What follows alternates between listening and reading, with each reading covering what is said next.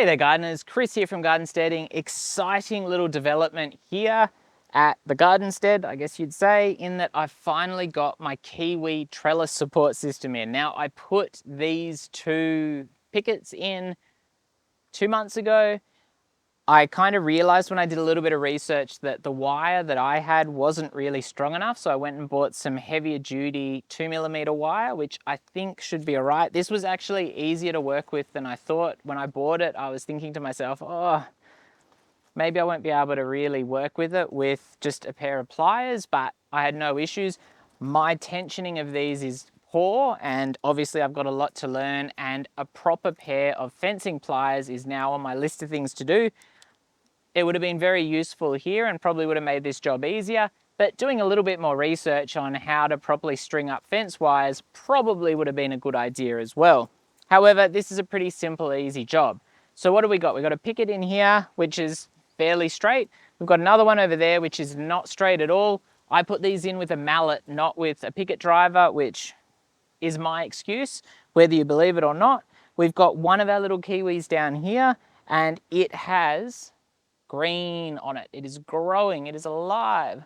And I probably need to bring up some plant twine just to get this all up onto the supports now that I've got the supports in here. But I totally forgot to bring that up. So I will have to do a return trip. We've put 4 strings on. I did the 4 because the plants are so low. I think they need that lower support a little bit more than the top support now, but hopefully this will grow really, really well. These have been in the ground for say 4 months, maybe longer.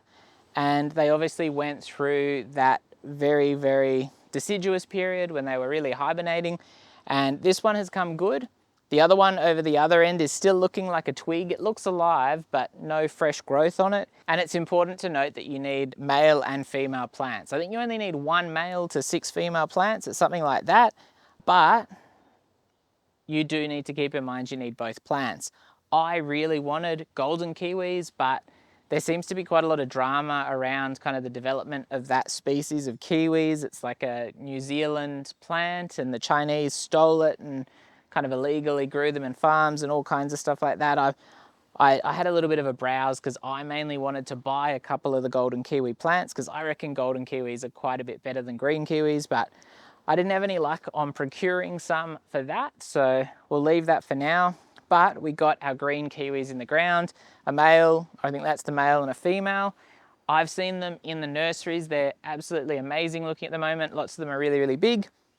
Mine are still tiny.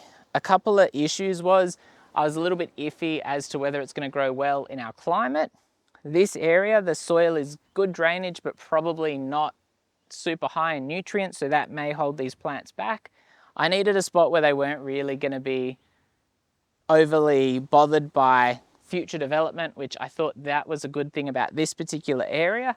It's right out of the way. It's at the back of our property. It's behind the water tank, a decent distance from the water tank. There is a bit of cleanup to do in the area because there's a lot of trash around here that I need to get around to really addressing, but I felt like this was probably the best spot I could put my kiwi plants.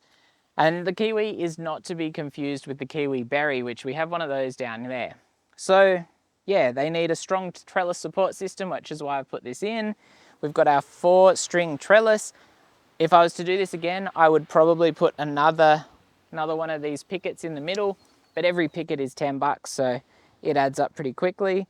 And I'll give you a close-up look of the plant so that you can just have a bit of an idea of what we're dealing with as to the plants at the moment.